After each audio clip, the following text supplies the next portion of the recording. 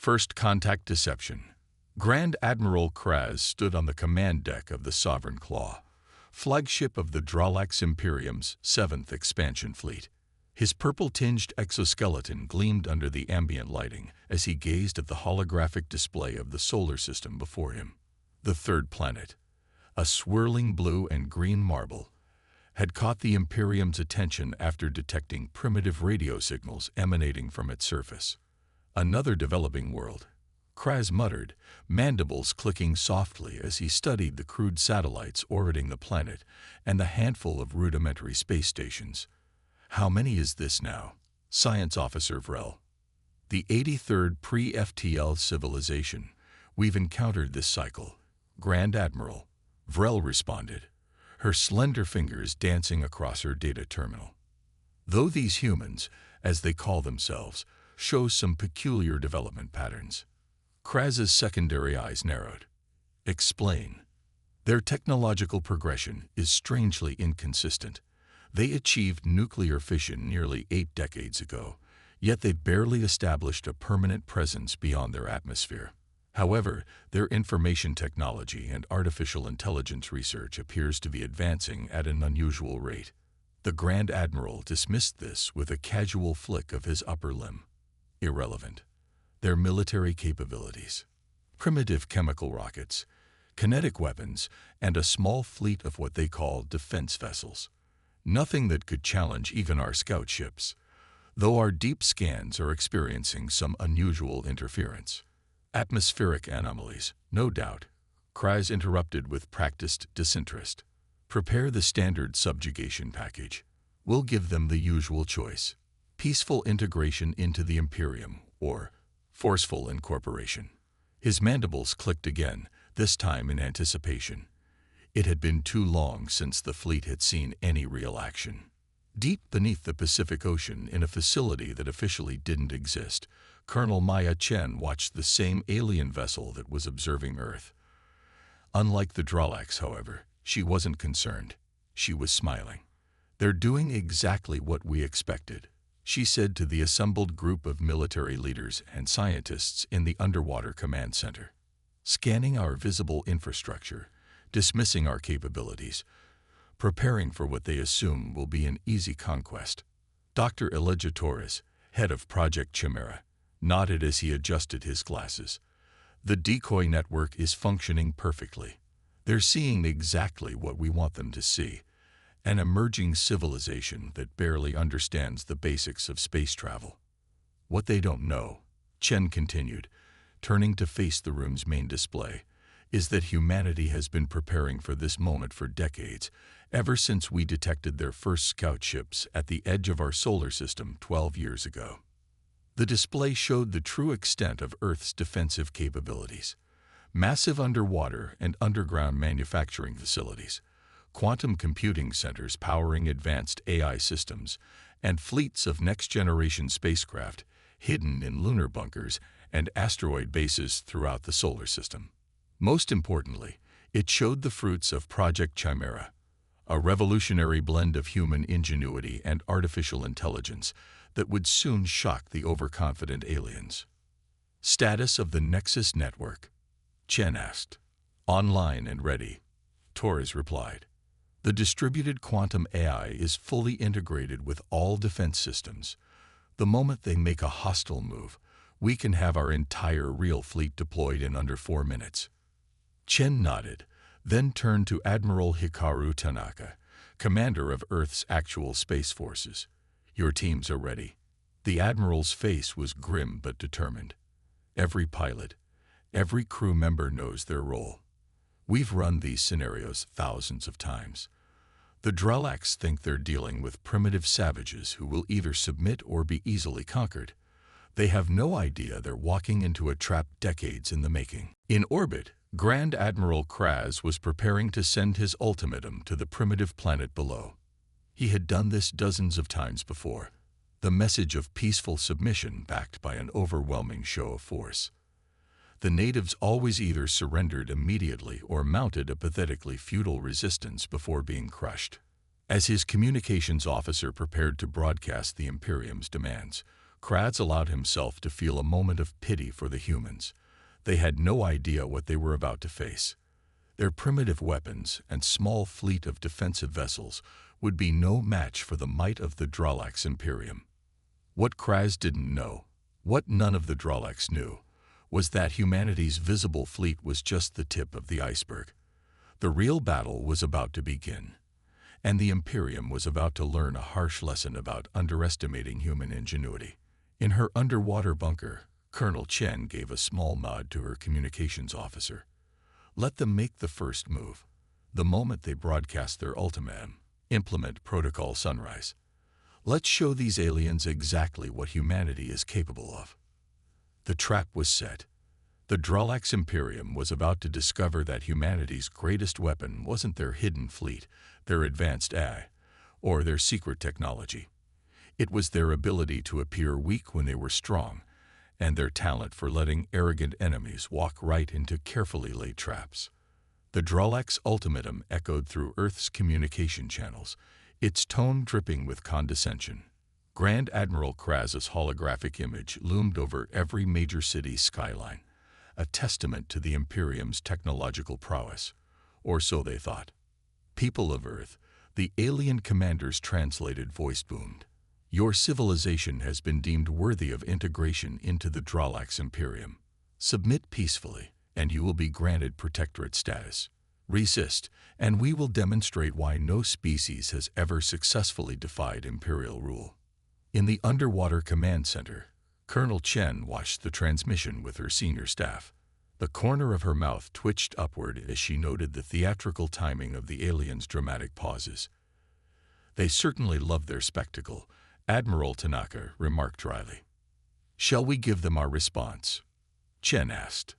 Dr. Torres nodded. Initialize Protocol Sunrise. Let's show them what a proper light show looks like. Throughout the solar system, humanity's hidden arsenal stirred to life. Deep within Venus's toxic atmosphere, massive energy collectors emerged from camouflaged positions, their quantum capacitors humming with stored power. In the asteroid belt, what appeared to be ordinary rocks split apart, revealing sleek warships equipped with technology that had been carefully kept hidden from prying eyes. Beneath the surface of Europa, automated factories that had been manufacturing in secret for decades activated their launch sequences. On Earth's moon, what the Dralax had dismissed as abandoned mining sites suddenly blazed with activity as hangar doors concealed by regolith opened to reveal squadrons of advanced fighters. The Nexus Network, Earth's quantum AI defense system, came fully online. Unlike the primitive artificial intelligence the Dralax had detected in their scans, this was a system that had been developed and refined for years, specifically designed to counter alien technology. On the bridge of the Sovereign Claw, Kraz was about to order his fleet to take up attack positions when his sensor officer's panicked voice cut through the command center. Grand Admiral. Multiple signatures appearing throughout the system. Energy readings off the scale. This can't be right. Before Kraz could demand clarification, space itself seemed to ripple around his fleet. Hundreds of human vessels materialized from what had appeared to be empty space, their hulls covered in metamaterial camouflage that had rendered them invisible to Dralax sensors. Impossible, Kraz whispered, his mandibles clicking rapidly in agitation. Their technology was primitive. We saw their capabilities. You saw what we wanted you to see. Colonel Chen's voice came through on all frequencies, accompanied by her holographic image replacing Kraz's over Earth's cities. While you were busy looking down on our primitive civilization, we were studying your every move, preparing for this moment. The human ships moved with a fluid grace that should have been impossible for such a young spacefaring race. Their formations were perfect, their movements coordinated by the Nexus network with microscopic precision. Dr. Torres watched from his station as the AI system adapted in real time to Dralax countermeasures. The quantum processors are already analyzing their shield frequencies, he reported. We'll have targeting solutions in 30 seconds. But the ships weren't Earth's only surprise. From Saturn's rings, massive antimatter containment facilities that had been hidden among the icy particles emerged, ready to power weapons that the Dralax had believed were centuries beyond human capability. "This is impossible," Science Officer Vrel stammered, her scales paling as new data flooded her screens. "Their energy signatures, their drive systems, they're more advanced than our own." "Not more advanced," Admiral Tanaka's voice cut in on the command channel. "Just different. We knew we couldn't match your Imperium's thousands of years of development head-on, so we found our own path. While you perfected your existing technology, we experimented with approaches your doctrine dismissed as impractical." The human fleet's first demonstration came not as an attack, but as a defense. As the Dralax ships opened fire, their energy weapons met shields based not on conventional barrier technology, but on quantum field manipulation that turned their own power against them. "You rely too heavily on fusion-powered energy weapons," Chen explained, her voice calm and professional. "So we developed defenses that use your own attacks to strengthen our shields. Humanity's greatest strength isn't our technology. It's our ability to think around problems rather than through them." Kraz watched in growing horror as his fleet's opening salvos not only failed to damage the human ships, but seemed to make their defenses stronger. The supposedly primitive species had not only matched Dralax's military technology, but had developed specific counters to it. "Your civilization had achieved spaceflight barely a century ago," he protested. "This level of advancement should have taken millennia." "That's the problem with assumptions, Grand Admiral," Chen replied. "You looked at our visible progress and assumed you knew our capabilities. You never stopped to consider that we might be advancing along a completely different technological path than your Imperium." As if to demonstrate this point, the human fleet began to move in ways that defied conventional space combat doctrine. Ships linked their quantum fields, creating overlapping defense networks that seemed to ignore the normal rules of energy distribution. Fighters darted through space using drive systems that didn't match any known Dralax propulsion technology. The hidden arsenal was fully deployed, and the Dralax Imperium was about to learn that humanity's greatest weapon wasn't their secret ships or advanced AI. It was their capacity for innovation and their ability to find unprecedented solutions to ancient problems. Technological ingenuity unveiled. Grand Admiral Kraz had never faced a situation like this in his 4 centuries of military service. The supposedly primitive humans had revealed capabilities that challenged everything he thought he knew about technological progression.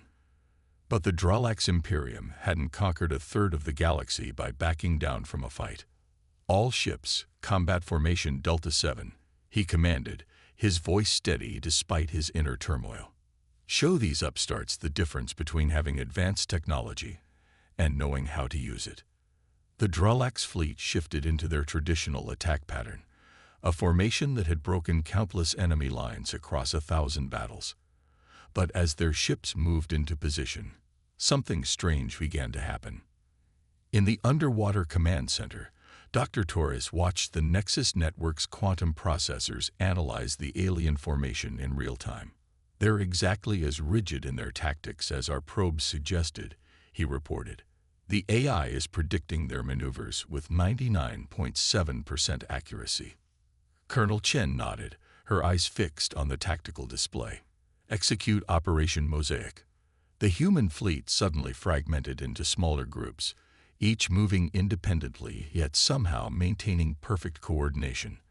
Where the Dralax expected to face a traditional battle line, they instead found themselves confronting what seemed like organized chaos. "What are they doing?" Kraz demanded as his tactical officers struggled to make sense of the human movements. "This violates every principle of space combat doctrine." "That's precisely the point." Admiral Tanaka's voice came through the command channel.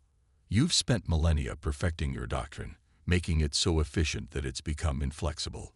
We spent our time learning how to be unpredictable."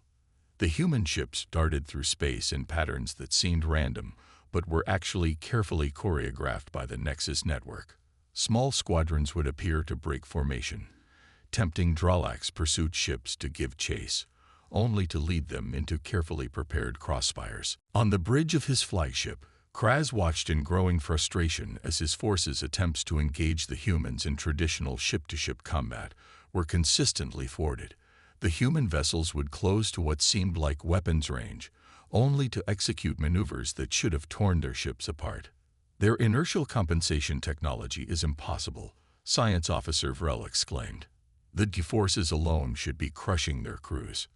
Quantum field manipulation again, Dr. Torres explained over the command channel, a hint of pride in his voice. We're not trying to resist the forces.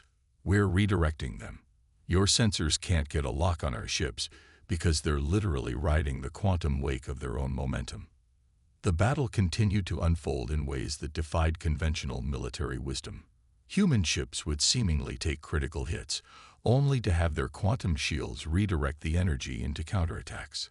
Fighters would dive straight through Dralax formations, their exotic propulsion systems leaving trails of quantum distortion that played havoc with enemy targeting systems. But it wasn't just technology that was proving decisive. The human tactics themselves seemed to evolve as the battle progressed.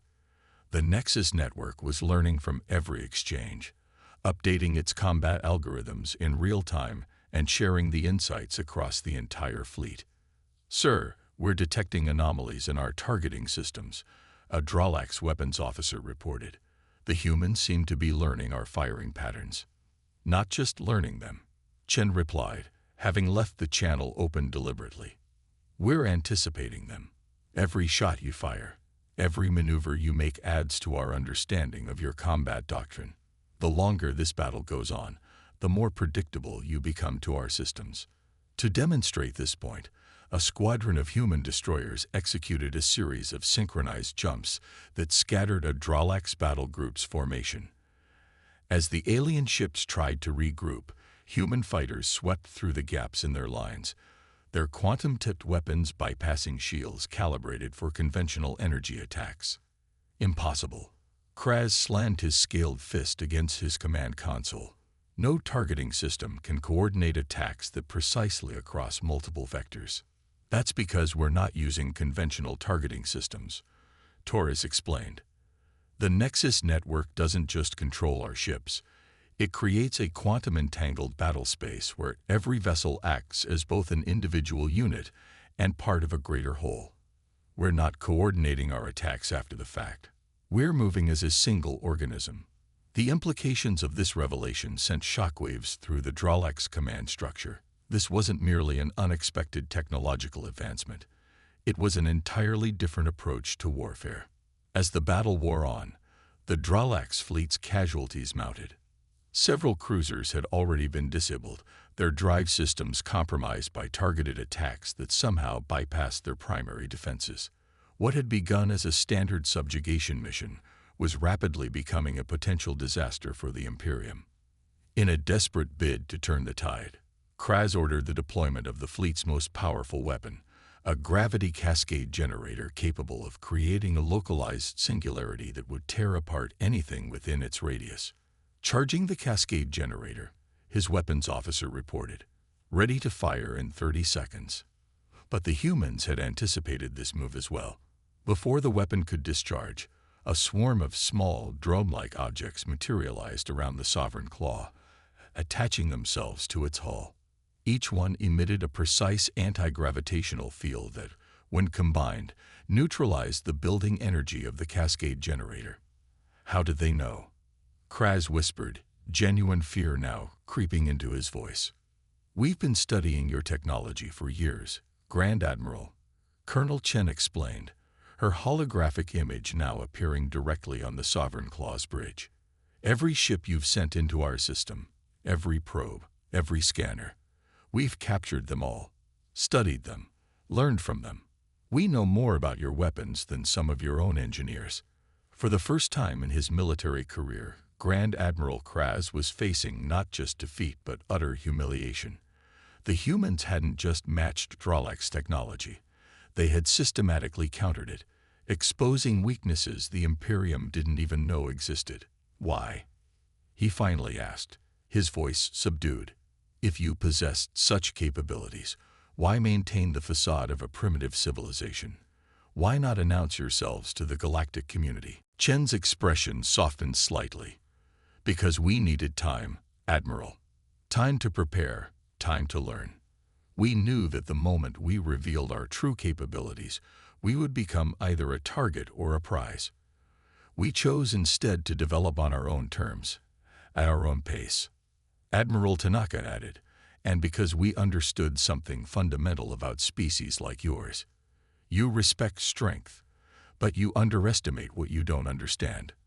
By appearing weak, we gained the advantage of surprise. Kraz looked around at his battered fleet, at the human armada that had seemingly appeared from nowhere, and made the hardest decision of his career. Stand down all weapons, he ordered. Open a diplomatic channel. Hours later, in a face-to-face meeting aboard a neutral vessel positioned between the two fleets, Grand Admiral Kraz sat across from Colonel Chen and Admiral Tanaka. Your species has achieved in decades what took the Imperium centuries. Kraz acknowledged, his earlier arrogance replaced by a grudging respect. How is this possible? Necessity, Chen replied simply. For most of our history, we fought each other. When we finally united, we brought together countless different perspectives, approaches, and ideas. Our technology isn't the result of a single developmental path, but a fusion of thousands. And your artificial intelligence, Kraz continued. It operates unlike anything we've developed. Dr. Torres, who had joined the meeting, nodded. Because we never tried to make it think like us. We built systems that think differently, that see patterns we can't see, that find solutions we wouldn't consider. We don't use AI to replicate our thinking. We use it to complement it. Kraz was silent for a long moment. The Imperium has misjudged humanity, he finally said. We saw your visible technology and assumed we knew your capabilities. We were wrong. That's the thing about assumptions, Admiral, Chen said with a small smile. They can be deadly when you're dealing with humans.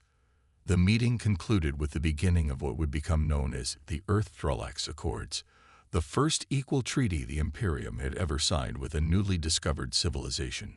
Word spread quickly throughout the galaxy. The mighty Dralax Imperium had been stopped, not by superior numbers or firepower, but by human ingenuity. As the Dralax fleet departed the solar system, leaving behind diplomatic representatives to continue negotiations, Admiral Tanaka joined Colonel Chen on the observation deck of Earth's largest space station. Do you think they've learned their lesson? Tanaka asked, watching the alien ships disappear into FTL. Chen smiled. Perhaps. But more importantly, they've learned something about humanity that the rest of the galaxy will soon discover. Never judge us by appearances. We're full of surprises. In the vast darkness of space, humanity had announced its presence, not with a whisper but with a demonstration of innovation that would forever change how the galaxy viewed this young species from the third planet of an unremarkable yellow star. The Dralax had laughed at Earth's small fleet until they realized who built it. And that was just the beginning.